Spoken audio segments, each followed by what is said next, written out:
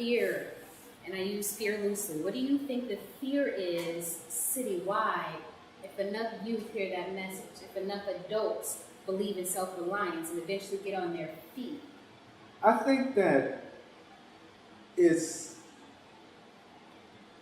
on the part of the dominant society and the people that have been controlling the resources of the African American community is losing that base. So anything that we try to do, it's going to be countered because nobody's going to just voluntarily give up $1 trillion and say, oh yeah, y'all have a right to it because, we shouldn't be having your money. We got your money and our money. So I think that, there's going to be a great amount of competition. On the part of our middle class bourgeoisie leadership, I think that their fear is that they wouldn't be listened to anymore. That if the masses begin to rise up and demand some of the things that they need and want, a lot of them, that middle class leadership, and I'm not knocking the black middle class, but some of them have been gatekeepers of trying to keep the thing intact. So they certainly are not going to be too supportive of this, rumbling that creates that kind of groundswell of activism on the part of the masses. So, there's that. And then on some parts of community leaders, sometimes it's fear of going into the unknown. Like, I just said that you got to be bold. You got to take some bold steps. Well, when you know you don't have all of the resources to take the steps, sometimes that can hold you back, and you can put off on what you think you can do because you don't have all that you want. But, those are just imaginary fears. Sure, you're going to get knocked down. You're going to get knocked on your butt. But Donnie Kirkland said it best. We fall down, but we get up. Right. And just keep getting up, regardless of how many times you fall down. And no matter how many times you get knocked down, just get up and keep going and fighting. And, rely on God, rely on people who love you, and rely on allies. You can get things accomplished. I think sometimes people forget that there's so much strength in struggle. Yes. Breakthroughs are created from breakdowns. That's right. It sounds like you want us to go back to the activism days, where we took a stand for us, where we worked together. Yes. Where we went out into our own community and brought some hope into it a little bit. Absolutely. Activism has to be reestablished on every level in the African American community. The moment we stop being proactive and kind of settling, thinking that, we are post-racial and post this and post that, and that we can just integrate into the larger society, that's when things start falling apart for us. That is an illusion. We can never stop fighting.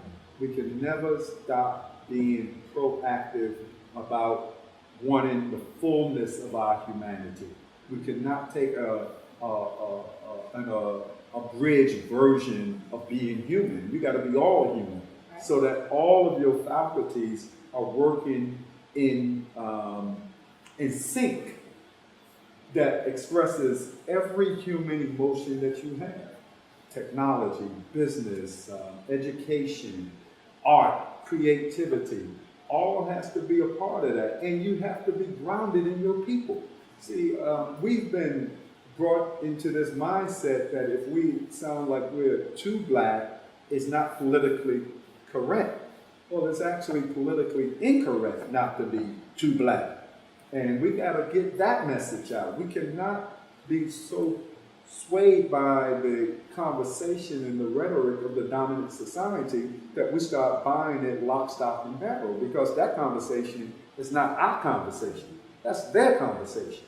We have to have our own conversation. And we're not being racist. Any people who is clear about what they need to do for themselves, they are called intelligent.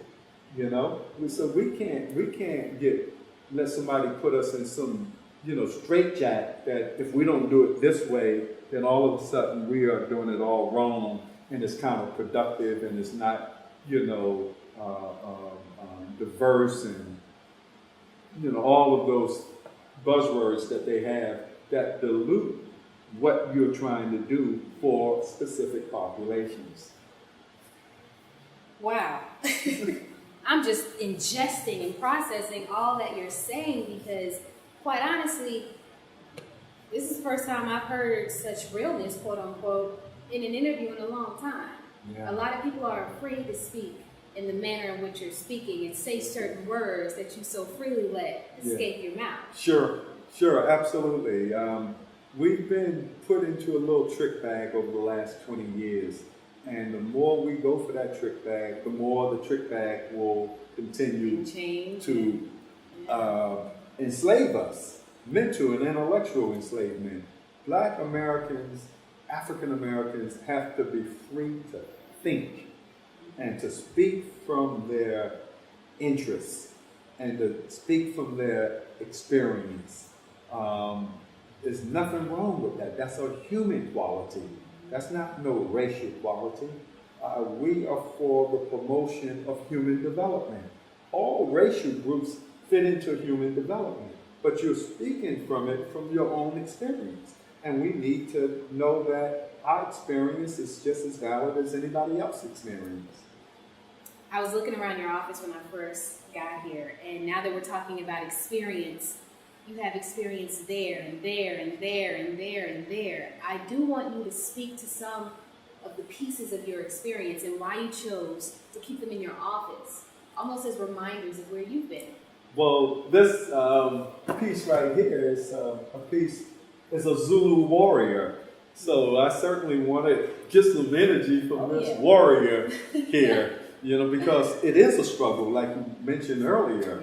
That what we're doing is a real struggle. You got to have real fortitude, and you don't come into the situation that we're confronted with and not have strength. So a lot of the images around my office, as well as throughout the building, is for us to draw strength, and for anybody walking in this building to draw strength, and also to tell our story as a people that have endured the worst form of humanity, but have at the same time is blessed to have optimism and to have great expectations for the future.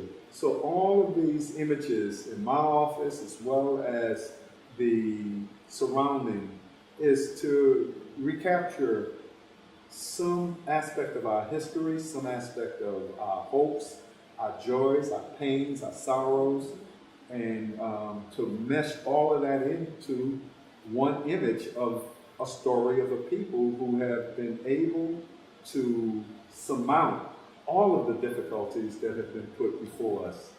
I know you're a busy man. I'm not going to hold you too much longer, but I do want to get into a little bit more about those personal struggles that you've had and those personal experiences, because a lot of people see this big $15 million building, they hear you speak with such intellect, but they might forget that you came from the same neighborhoods that they did, and the same experiences and the same struggles, and that lost feeling and finding yourself and self-reliance, all the things that you talk about and preach.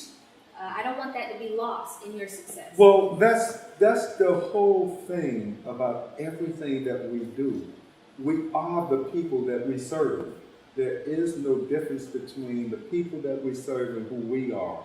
And yes, we remind those people that many of us come out of families that was welfare. We come out of housing projects. I myself was raised in New York City in a housing project. A large family,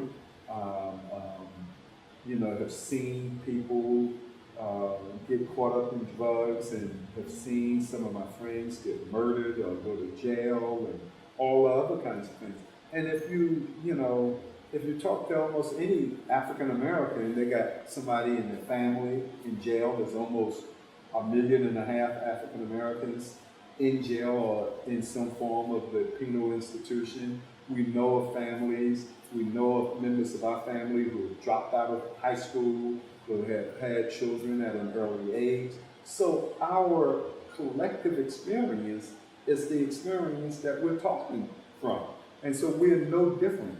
There's always been an expression that, you're one paycheck from being poor, Living paycheck to paycheck, right? Living paycheck to paycheck. So, and the turn of the economy can happen to anybody. We've seen people who were gainfully employed, that they're now unemployed and may have been homeless for a while. And these are people with college degrees or high school diplomas and have been gainfully employed, but have fallen on hard times. So we take the position that we are those same people.